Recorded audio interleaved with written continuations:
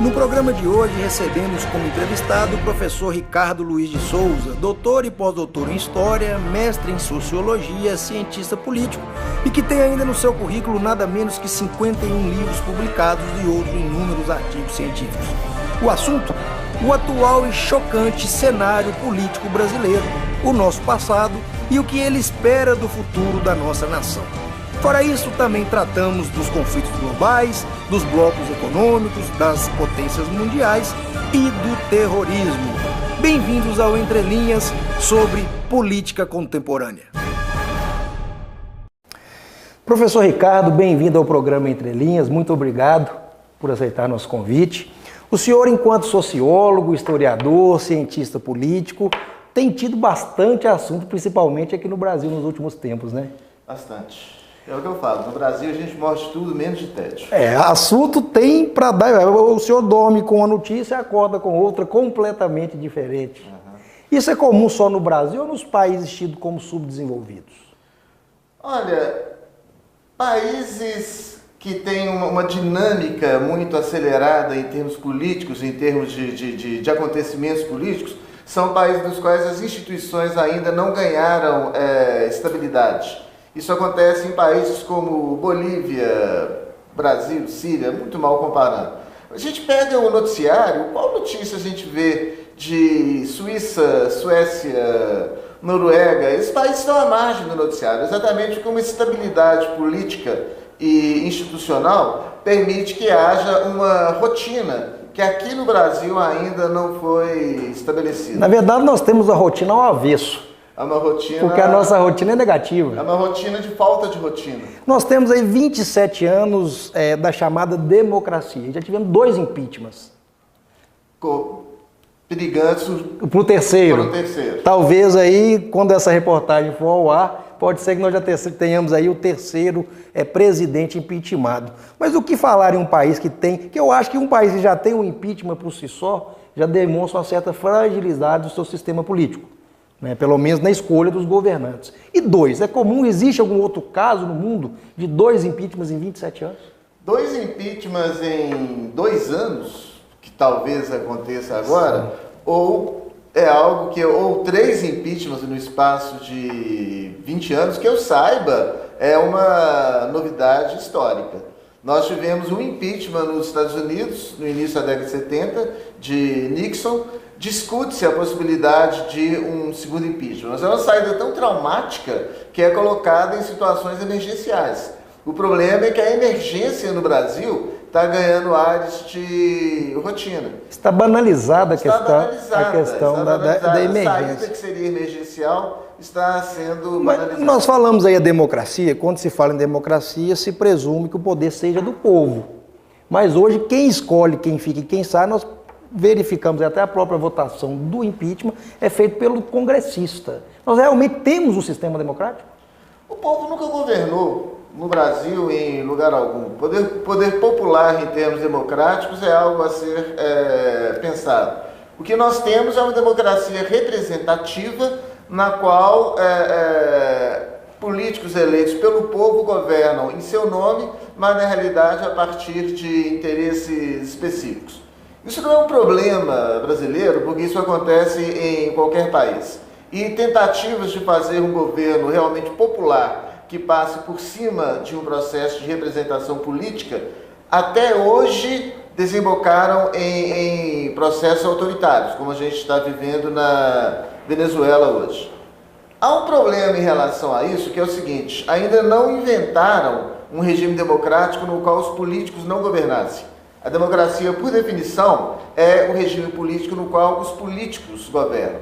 Aí a gente tem uma situação um tanto complicada no Brasil, que é o seguinte: a crise deriva do meio político. Os políticos geraram a crise. Por outro lado, não há alternativas fora da política que seja uma alternativa democrática. Então a gente chega no impasse. Nós temos um sistema político degradado, mas nós apenas podemos buscar alternativas dentro desse sistema político. A alternativa seria qual? Seria um golpe militar. Evidentemente, ninguém pensa nisso, muito menos os militares.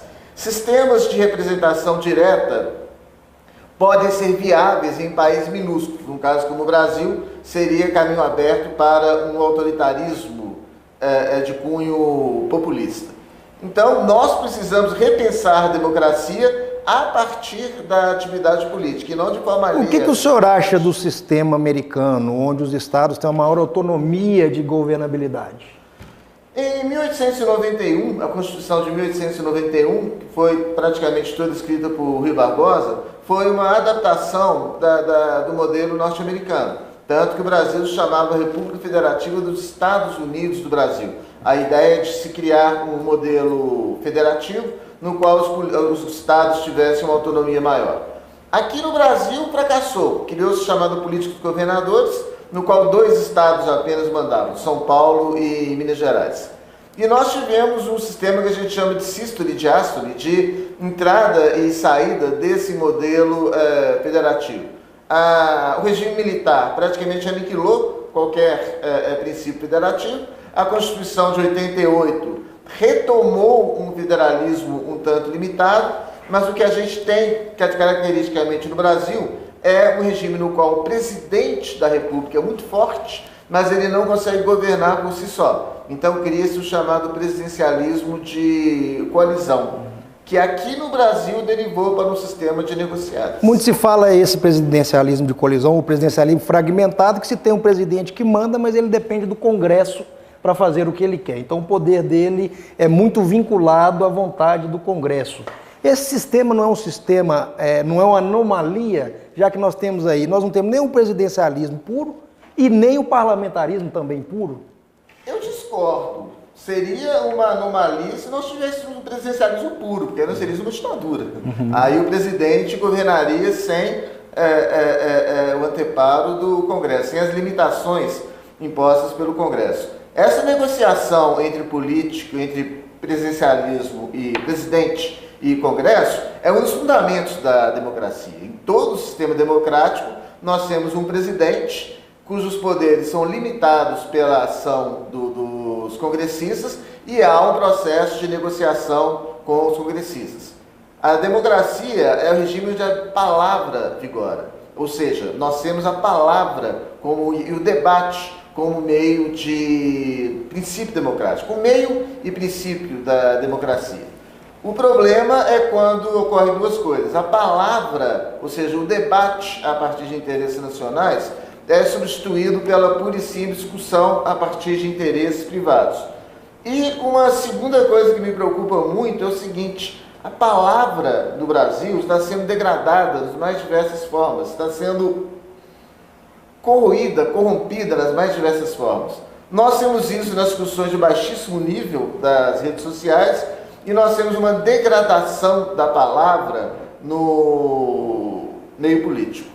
E o que diz respeito aí à quantidade de partidos, isso não atrapalha bastante essa questão aí da pulverização da finalidade do Congresso? A maior parte dos partidos brasileiros são partidos de aluguel. São criados únicos e exclusivamente com interesses políticos e mais especificamente interesses financeiros.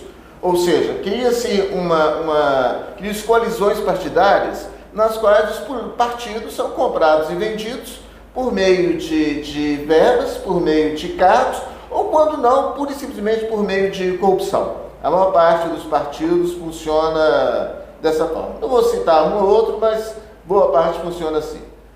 Por outro lado, a criação de uma cláusula partidária seria um mecanismo para evitar essa pulverização baseada em interesses mercantis. Mas é importante salientar que há pequenos partidos brasileiros, todos eles à esquerda, que ainda têm uma ideia programática, que não são vinculados a interesses mercantis. Há o risco da cláusula partidária inviabilizar a existência desses partidos. Aí eu posso mencionar alguns, como o PSOL e outros, né? O que seria uma perda para a democracia. Onde talvez seria, inclusive, a válvula de escape desses partidos, desses grandes partidos que se polarizaram, esquerda e direita, que na verdade a ideologia tem até bem parecida, se for analisar aí a cartilha de um e de outro. Na opinião do senhor, qual seria o formato, já que o senhor já falou que nós temos aí uma democracia imatura, Nós não temos aí uma qualidade, pelo menos os gestantes do nosso sistema organizacional. Qual seria aí o caminho para um Brasil melhor no que diz respeito à sua organização política social? Esse caminho passa por uma série de reformas, mas não as reformas elitistas que estão sendo feitas hoje. Uma reforma tributária que levasse a um mínimo de igualdade tributária no Brasil, que penalizasse o capital em larga escala e não apenas os trabalhadores, como está sendo feito hoje. Uma reforma política que levasse a um saneamento da vida pública e um item que não está sendo debatido, que eu acho de fundamental importância, que é o fim do voto obrigatório. O voto obrigatório cria um mercado disponível para o político, porque o político não precisa convencer o eleitor a votar, ele precisa votar. Isso faz com que o político não precise suar a camisa, não precise mostrar trabalho, não é? Não se trata de ser elitista, mas se trata de fazer que vote quem tem realmente interesse em votar. E façam com que os políticos precisam mostrar ao eleitor de que vale a pena votar.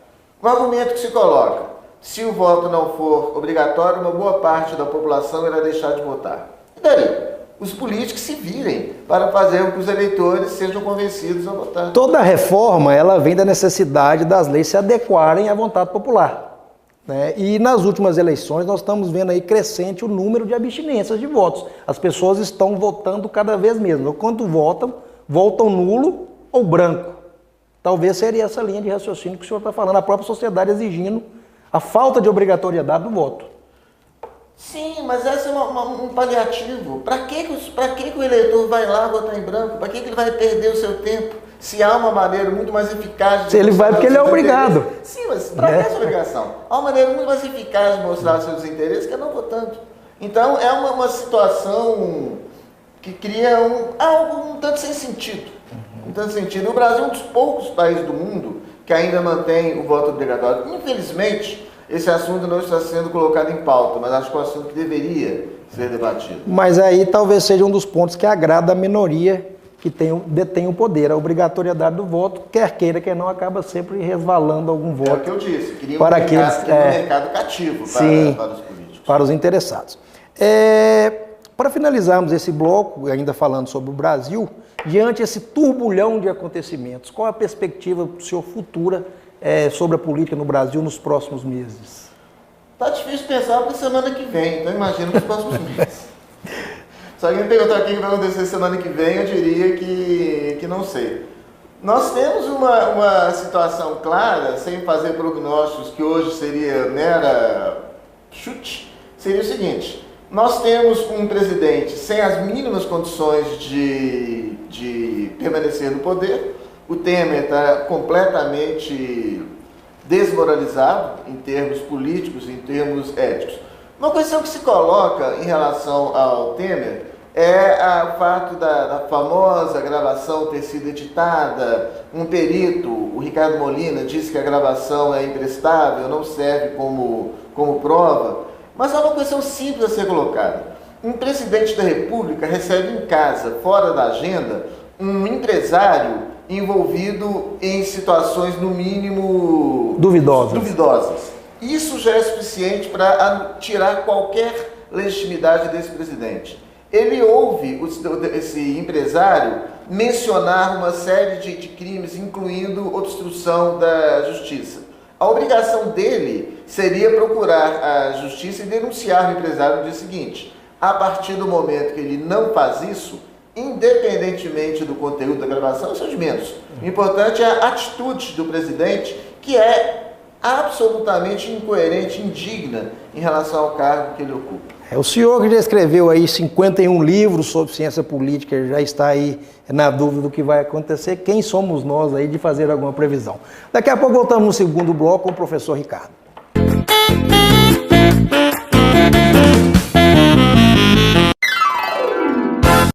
Ele voltou e você não pode perder. Detona Juros Altos MT Cred. As melhores taxas do mercado. Eu disse, as melhores taxas do mercado. Você que ganha até um salário mínimo, agora pode emprestar até R$10.800. Eu disse R$10.800 em até 72 meses para pagar. Ligue agora e consulte as taxas. MT Cred, sempre pensando em você.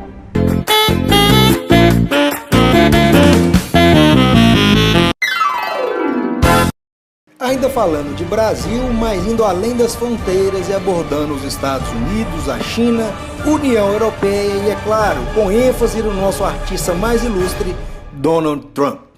De volta com o professor Ricardo, especialista aí em ciências políticas, em sociologia, que não está muito animado com o futuro do Brasil, não, até pela imprevisibilidade. Eu já ia passar para o cenário mundial, professor, mas eu não posso deixar de fazer uma pergunta. O senhor falou aí da falta de condição do presidente Michel Temer, inclusive moral, de governar pelas últimas atitudes dele. Enquanto presidente, ele não poderia ter agido fora dos protocolos, afinal de contas, não é uma profissão comum. Mas nós temos aí pouco mais de um ano para a próxima eleição.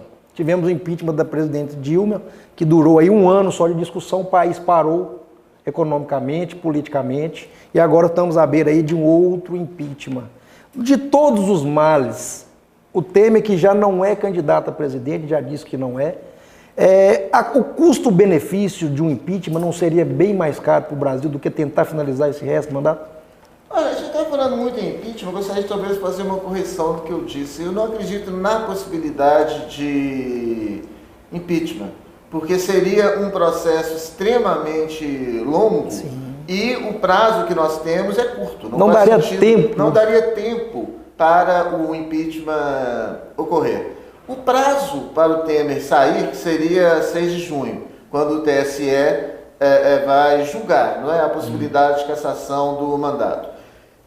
Essa saída para o PSDB, por exemplo, seria ideal, porque ele poderia desembarcar do governo sem dar a impressão de estar abandonando o barco.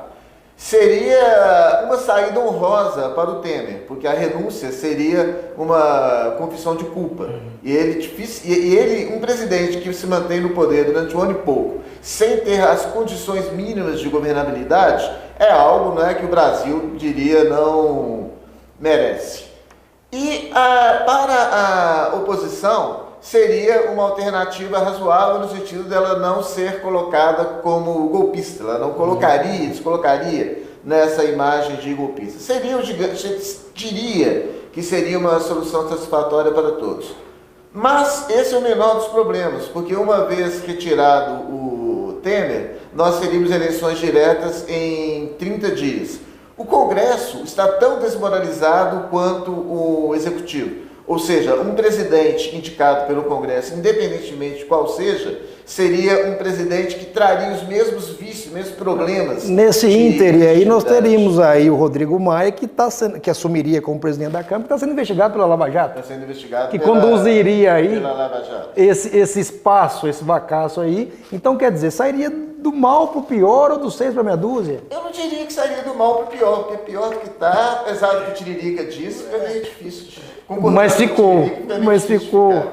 Acabou ficando, né? Mas não há uma alternativa que dê legitimidade ao sistema por meio de eleições indiretas. Então, a alternativa seria a eleição direta? A questão é, quem no meio político está interessado neste momento está interessado na eleição? Pois aí é o que eu falei com o senhor, o custo-benefício de esperar até o prazo, que é no ano que vem, em outubro, talvez seria menos desgastante do que essa troca de sem saber para quem vai entrar, quem vai ser indicado, porque a gente fala aí 30 dias, mas não vai ser 30 dias, tem recurso, o Temer vai recorrer, ele volta, fica aquele trâmite, quando viu já passou o período aí, nós já estamos com problema da próxima eleição. Mas há uma questão que é o seguinte, como manter na presidência da República um presidente que simplesmente perdeu o resquício de legitimidade que ele tinha. A permanência do Temer,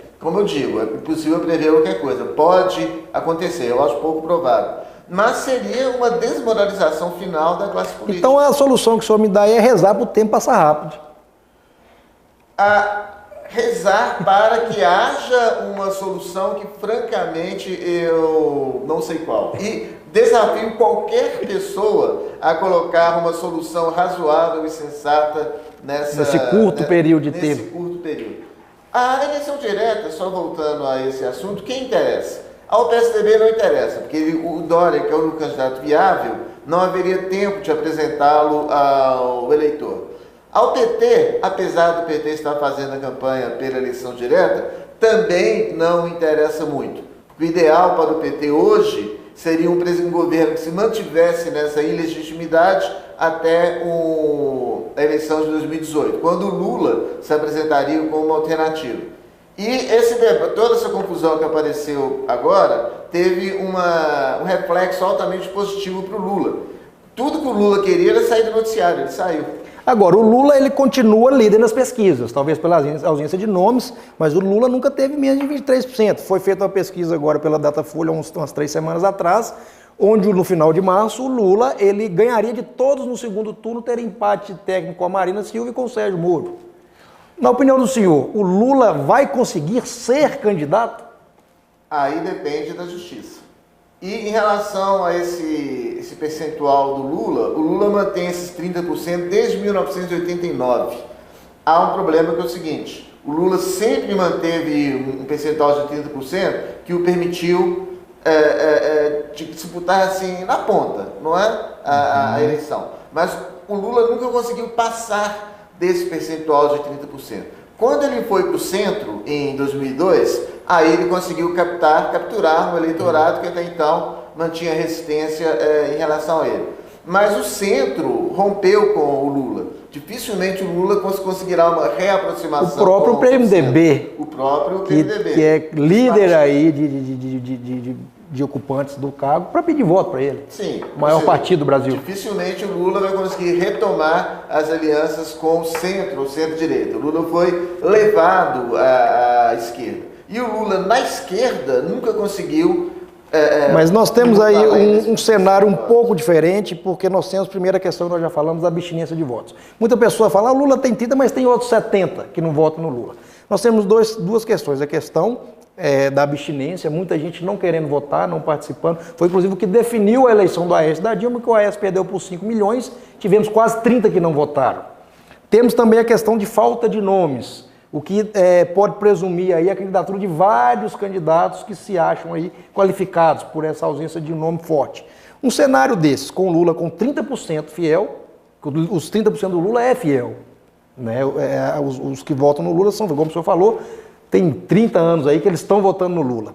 A quantidade de candidatos superior ao normal e um grande índice de abstinência, o cenário é propício ao Lula. O senhor concorda? Pensar essa abstenção em 2018, novamente, é um tanto de futurologia. Esses novos nomes que estão surgindo, ainda não surgiu um único nome fora do sistema. O Luciano Huck, que não tem participação política, seria um candidato do PSDB, ou seja, um candidato do sistema. O Bolsonaro é deputado já há algumas legislaturas, então é um candidato que faz parte do sistema. Dória nunca foi político, mas é prefeito de São Paulo e é o candidato do PSDB também. O Lula nem se fala. As demais alternativas estão vindo do judiciário, o Joaquim Barbosa, né, e outros nomes que se aventam.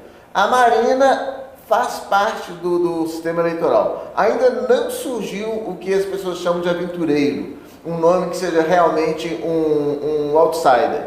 Se há um campo para isso apenas o desenrolar dos acontecimentos será... Talvez o problema seja novamente o tempo. O tempo talvez que o senhor mesmo falou do Dória. Não há tempo de um nome desconhecido se consolidar, porque muito se fala em Lava Jato, em nomes do Dória, mas isso é o eixo Sudeste-Sul. Onde é o maior colégio eleitoral, que é o Nordeste, onde está o grande eleitorado, é um tempo um pouco curto para emplacar o nome desconhecido. O Dória, numa eleição esse ano, não teria nenhuma chance de ser eleito. Se o Lula for eleito numa eleição direta, eu não acredito nessa possibilidade de eleição direta, porque não há interesses políticos suficientes para manter, para manter. E uma eleição direta daqui a alguns meses vai ser Ano que vem, por exemplo, vai ser relevante. Como fazer uma eleição direta no início do ano para uma eleição no final do ano? Como que fica isso? Então, a eleição direta hoje é pouco provável. Por outro lado, seria a única alternativa para se colocar ali um governante que tivesse um mínimo de legitimidade. E há uma questão que me preocupa ainda, que é a seguinte: eu nunca vi a política no Brasil tão descolada do cidadão, tão descolada do eleitor. Todas as discussões são feitas de costas para o eleitor, não está havendo interlocução com a própria votação da lei anticorrupção foram as 10 medidas que eles resolveram por conta própria. A reforma da Previdência, a reforma trabalhista, são reformas que mexem diretamente com o eleitor e não foi criada uma única ponte, um único caminho de diálogo com o eleitorado. Audiências públicas. Sim, o sistema político no Brasil deu as costas, está vivendo um universo paralelo e nesse universo paralelo está sendo debatido o futuro do cidadão. Bom, eu acho que eu vou ter que marcar com o senhor uma entrevista depois da eleição, porque nós estamos no campo da imprevisibilidade. É completa, nunca o Brasil foi tão imprevisível. Imprevisibilidade. Vamos dar um pulinho aí um pouquinho mais longe e vamos falar dos Estados Unidos, que também foi um assunto nos últimos séculos que sempre teve em pauta. Os Estados Unidos continuam com o mesmo poderio de potência que ele sempre teve? Nós temos dois tipos de poder, né? Que a gente chama de hard power, o poder duro, e o soft power, o poder suave. Em termos de hard power, não há o que discutir, ou seja, nenhum país vai se atrever a enfrentar militarmente os Estados Unidos. A eleição do Trump significou uma perda considerável de soft power, ou seja, nunca nós tivemos nos Estados Unidos um presidente que fosse tão antipatizado pelo resto do mundo e nunca o eleitor norte-americano virou as costas tão ostensivamente ao resto do mundo. Isso gera um curto-circuito, não é? Isso gera um presidente que com pouco trânsito, com pouca capacidade de diálogo em relação à comunidade internacional. E para colocar em termos mais objetivos, nós não tivemos também um presidente tão caricato quanto o... Nunca tivemos um presidente laranja, né? Mas o Trump, em pouco tempo, ele brigou com a imprensa, ele brigou com o judiciário, ele brigou com os próprios partidários, prometeu muito, mas sabe-se que o presidente não governa sozinho, ele depende da casa, né, das casas. O que esperar nesses 3 anos aí que faltam para o Donald Trump? O que nós podemos esperar é que o sistema democrático norte-americano funcione de maneira a colocar contrapesos à ação do personagem. E se espere que o Trump tome um banho de realidade, não é? De humildade? De humildade, no sentido de comprovar que a presidência dos Estados Unidos não é um reality show. A presidência dos Estados Unidos é o cargo mais importante dos Estados Unidos do mundo, e ele não pode agir ali como se fosse um apresentador de televisão falando para os outros: você está demitido, como ele fez com o diretor do FBI. Bom, já falamos dos Estados Unidos, do Brasil, e no terceiro bloco aí, para finalizar essa participação do senhor, instrutiva, com bastante conteúdo, nós vamos falar do resto do mundo. Não saia daí, voltamos já já.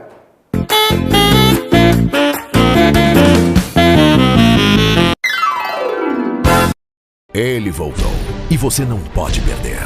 Detona Juros Altos MTCred. As melhores taxas do mercado. Eu disse, as melhores taxas do mercado. Você que ganha até um salário mínimo, agora pode emprestar até R$10.800. Eu disse R$10.800 em até 72 meses para pagar. Ligue agora e consulte as taxas. MTCred, sempre pensando em você.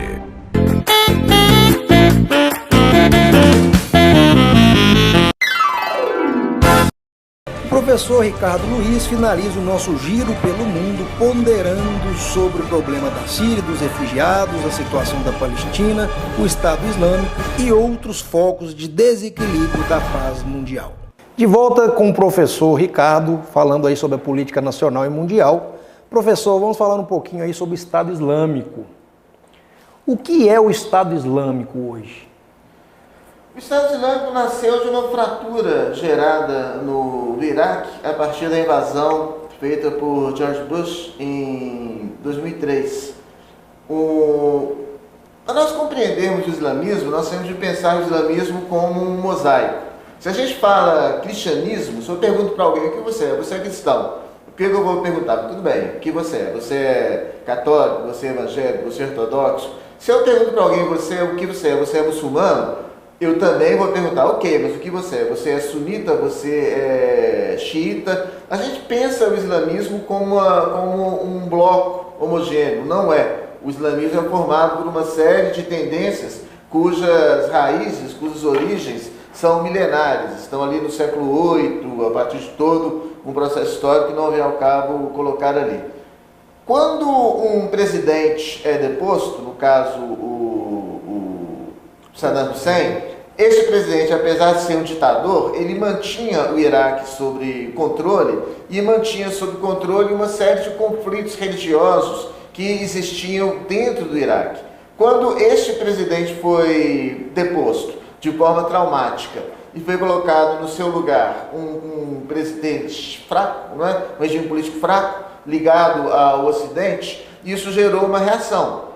Esta reação se deu em termos territoriais e se deu em termos bélicos. Aí surgiu o exército islâmico. É como se você abrisse uma panela de pressão e dali, não é, pulassem todos os males. Professor, o senhor não acha que, assim como o Estado Islâmico, os outros grupos extremistas se tornaram grupos sem controles, como se fosse uma cobra sem cabeça? Porque os Estados Unidos foi na Líbia, destituiu o Gaddafi, foi no Iraque, o Saddam Hussein, e tirou aí desses grupos aqueles que colocaram ordem, os líderes, né? Ao olho do Ocidente, eram tidos aí como incorretos, mas no países dele, onde eles estavam, havia uma ordem. Não existe aí vários grupos desorganizados, sem qualquer rumo? Nessa questão há um perigo, que é fazer o elogio do autoritarismo. O ideal seria um ditador que colocasse em ordem na casa. Um ditador nunca é um ideal, não é? Em local, pensar assim é um viés muito perigoso. Por outro lado, os Estados Unidos poderiam militarmente tirar Assad do poder sem maiores problemas. Não fazem isso por alguns motivos. Comprariam uma briga com a Rússia, que é algo que não interessa a ninguém. E se o Assad sair do poder, quem entra? Quem vai ocupar o poder ali? Não há uma força, uma frente de oposição unida e confiável na Síria. O que nós temos são uma série de grupos, alguns mais moderados, outros altamente radicais, que uma vez chegando no poder, entrariam imediatamente em conflito uns com os outros, sem que houvesse uma força política capaz de contê-los. Por outro lado, vamos pensar o lado dos opositores. Você tem um ditador... Isso o senhor está falando especificamente na Síria. A questão da Síria de hoje. Sim. Vamos pensar agora o lado da oposição a Assad. O que você tem? Você tem um ditador sanguinário que está no poder há décadas. Ocorre uma rebelião contra o ditador, nem tanto pensando em termos de deposição, mas em termos de abertura de canais de diálogo com o regime e uma eventual renúncia. O que Assad faz? Ao invés de criar uma possibilidade mínima de diálogo, massacra os opositores. Então, a oposição a Assad tem duas alternativas. Ou cruza os braços e deixa o governo permanecer de forma indefinida, ou segue para o único caminho que restou a essa oposição, que é a luta armada, que é o que terminou ocorrendo. Mas o problema é que nessa luta armada não há um grupo que consiga colocar-se como alternativa a Assad. O que nós temos é uma série de grupos hostis uns em relação aos outros, mais ou menos radicais, que uma vez chegando no poder, isso não seria a garantia para o fim da guerra civil. Poderia ser a continuidade da guerra civil sem Assad. Hoje o problema da Síria repercute no mundo inteiro, principalmente pela questão dos refugiados. Quando você se tem o número de refugiados, percebe-se que a população não está em lado algum dessa briga. Quem está brigando na Síria e pelo quê?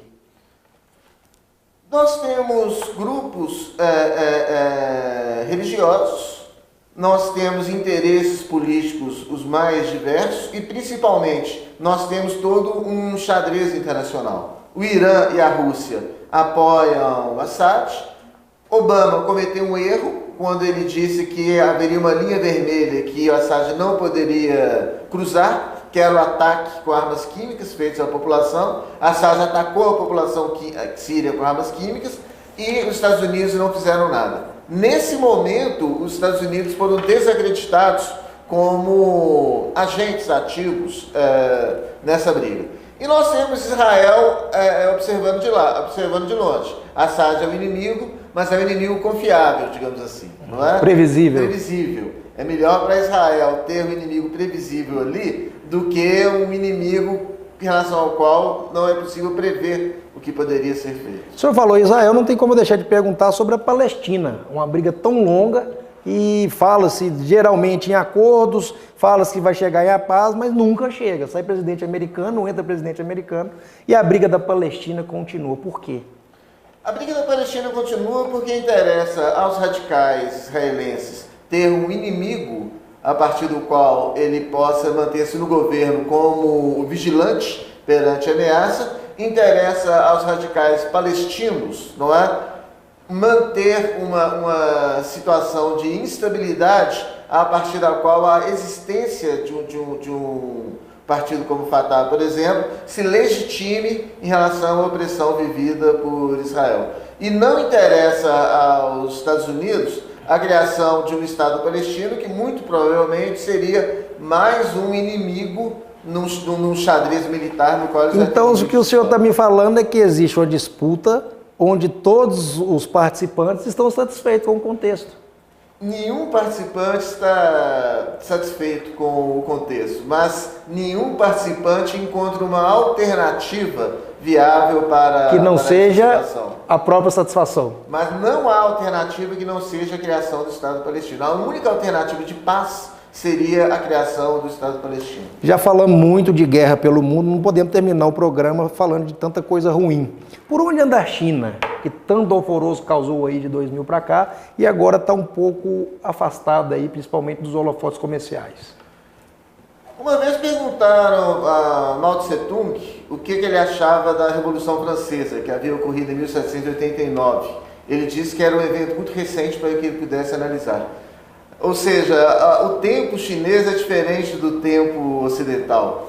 Os chineses não pensam no curto prazo como ocorre hoje. Se a China está afastada, não quer dizer que ela se isolou do Ocidente, quer dizer que ela pensa um sistema político voltado para o século XXI e não apenas para essa década. E há uma questão, já que eu estou falando de história, só para concluir, que é o seguinte: nós tivemos ao longo da história, vamos colocar nos últimos 2.000 anos, 2.500 anos, 3.000 anos, sistemas de alternância entre Ocidente e Oriente. Antes do Império Romano, o poder estava vinculado ao Oriente, o que hoje é o Oriente Médio. A Europa era uma região selvagem. Quando o Império Romano ocupou toda a área do Mediterrâneo, o poder foi levado para o Ocidente pela primeira vez. Com o fim do Império Romano e o surgimento da Idade Média, o poder e a riqueza voltaram para o Oriente. E o Oriente foi a região rica durante toda a Idade Média, numa época em que o Ocidente era a região pobre. O Oriente, a região islâmica, a área islâmica, entrou em declínio por uma série de fatores e, a partir do Renascimento e do surgimento do capitalismo, o Ocidente tornou-se o que é hoje, a região rica do planeta, a área norte, do Ocidente. Primeiro a Europa, a partir do século XX, os Estados Unidos. A questão é, se com a China, tigres asiáticos e outros, não haverá, a partir do século XXI, a partir de meados do século XXI, uma nova mudança nessa balança histórica para o Oriente. Aí é o que eu falo. A China está um tanto sossegada? Engano. Trabalhando calada. Trabalhando, pensando numa possível mudança histórica e atuando neste... Porque a China, da mesma forma como ela planeja os seus atos, ela é agressiva na prática. Quando ela vem, ela costuma vir com muita força. Ela é agressiva na prática, ela é extremamente agressiva em termos comerciais. O que falta à China ainda é o que os Estados Unidos souberam construir muito bem, via Hollywood, via música, via rock, via tudo mais. O soft power, ou seja, a criação de um American Way of Life que seduziu o planeta inteiro. A embalagem atrativa. A embalagem extremamente atrativa. A China ainda está muito longe de conseguir isso. E a China não tem ainda o poderio tecnológico que os Estados Unidos têm. Um poder militar, um poder comercial, sem a embalagem, como você disse, e sem uma tecnologia de ponta, são insuficientes para virar o jogo. Voltamos aí naquele assunto da cultura, onde o senhor falou da cultura oriental, que tem aí seus paradigmas, tem aí seus princípios, mas que encontra esse choque de não querer se globalizar e aí acaba servindo como entrave para dominar o resto do mundo. Eu não diria que a China não quer se globalizar, ela está pensando a globalização à maneira chinesa, que não é essa maneira espalhafatosa do Ocidente. Muitos falavam a saída francesa, já poderemos falar a saída chinesa. É um caminho que eles estão percorrendo, não é? Que não é esse caminho, digamos assim, ruidoso norte-americano, mas é um caminho altamente eficiente. Professor, foi um prazer falar com o senhor, uma entrevista enriquecedora, e a porta do programa está sempre aberta. Espero falar com o senhor depois da eleição. Estaremos aí. Muito obrigado. Chegamos ao final de mais um programa Entre Linhas e espero vocês na semana que vem.